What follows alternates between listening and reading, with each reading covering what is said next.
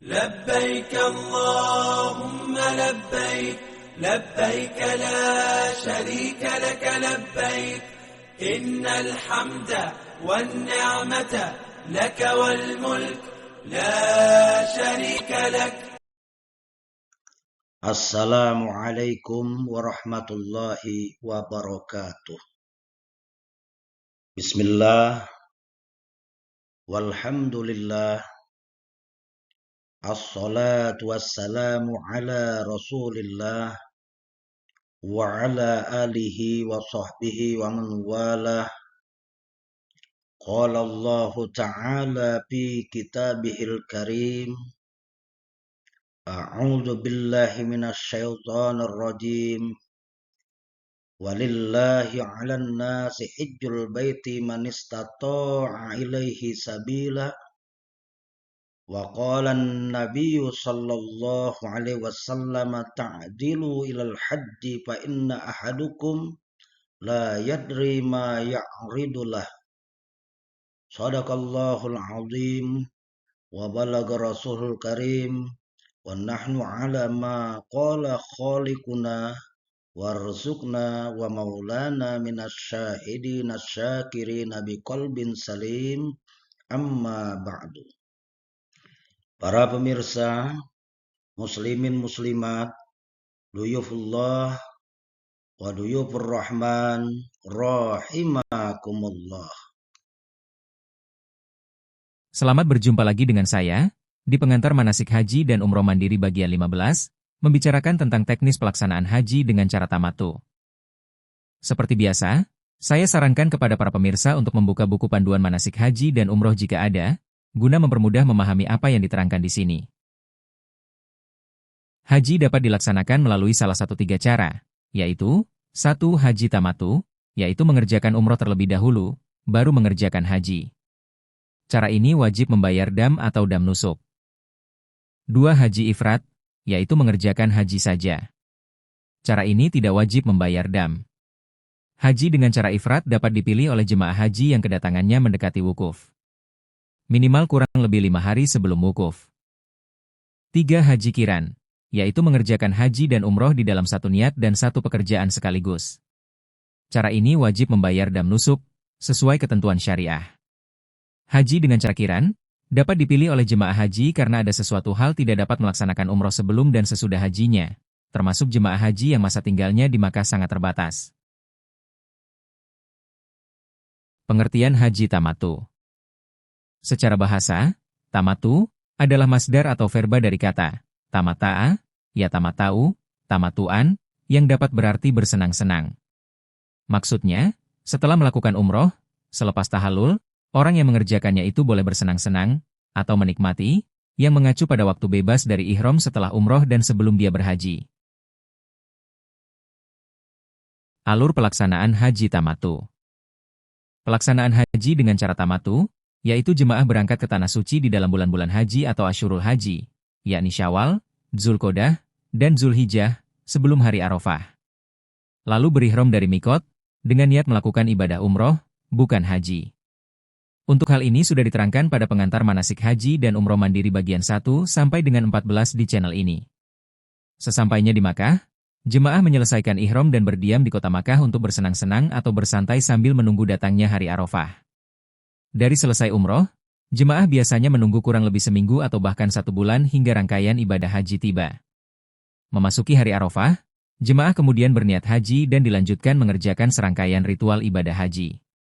Sebelum menerangkan tentang tata cara ibadah haji dan persiapan berangkat ke Arafah untuk wukuf, terlebih dahulu akan saya terangkan cara membayar dam haji tamattu. Cara membayar dam haji tamattu. Bagi jemaah yang memilih cara tamattu, dalam pelaksanaan hajinya, wajib membayar denda. Denda dimaksud, dalam istilah fikih, disebut dam atau hadyu. Dam artinya darah, dalam hal ini maksudnya membayar denda dengan cara menyembelih seekor kambing. Adapun hadyu, secara bahasa, berarti hadiah persembahan yang khusus diberikan ke tanah haram Makkah. Dalam konteks ibadah haji, hadyu bisa berarti kurban, seperti unta, sapi, atau kambing yang disembelih di Makkah. Perlu diperhatikan, penyembelihan hewan dam haji tamattu wajib dilakukan di tanah haram. Jika dilakukan di luar tanah haram, hukumnya tidak sah. Waktu menyembelih hewan untuk membayar dam haji tamatu, terjadi perbedaan pendapat di kalangan ulama. Namun menurut kalangan ulama Syafi'iyah, lebih utama penyembelihan dam dilakukan pada hari nahar, yaitu tanggal 10 Zulhijjah. Hal itu karena mengikuti praktek yang pernah dilakukan oleh Rasulullah SAW dan keluar dari khilaf ulama dari kalangan Hanafiyah, Malikiyah, dan Hanabilah. Lihat Al-Fiqhu Al-Islami wa Adilatuhu, Juz 3, halaman 224 dan 225.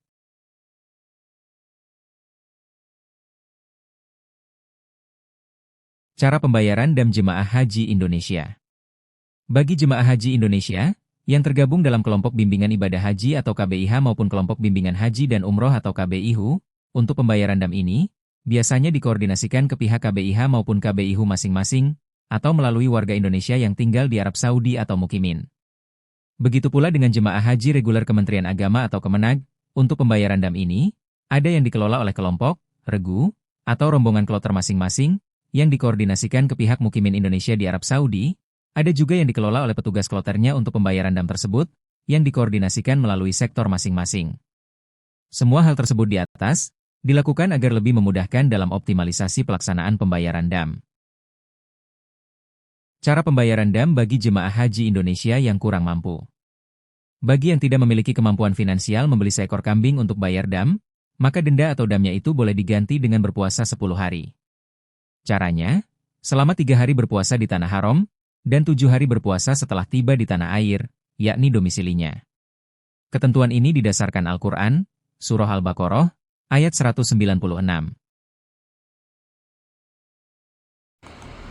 وَأَتِمُّوا الْحَجَّ وَالْعُمْرَةَ لِلَّهِ فَإِنْ أُحْصِرْتُمْ فَمَا اسْتَيْسَرَ مِنَ الْهَدْيِ وَلَا تَحْلِقُوا رُؤُوسَكُمْ حَتَّى يَبْلُغَ الْهَدْيُ مَحِلَّهُ فَمَنْ كَانَ مِنْكُمْ مَرِيضًا أَوْ بِهِ أَذًى من رأسه ففدية من صيام أو صدقة أو نسك فإذا أمنتم فمن تمتع بالعمرة إلى الحج فما استيسر من الهدي فمن لم يجد فصيام 3 أيام في الحج و7 إذا رجعتم تلك 10 كاملة ذلك لمن لم يكن أهله حاضر المسجد الحرام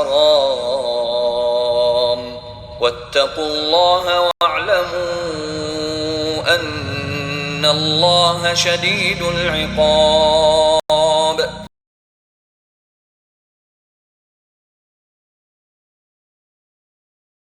Tata cara dan ketentuan puasa dam haji tamatu. 1. Berniat pada malam harinya untuk puasa besok hari, sebagaimana puasa wajib, sehingga ketentuan bagi orang yang berpuasa wajib juga berlaku untuknya, seperti hal yang boleh, maupun yang membatalkan puasa.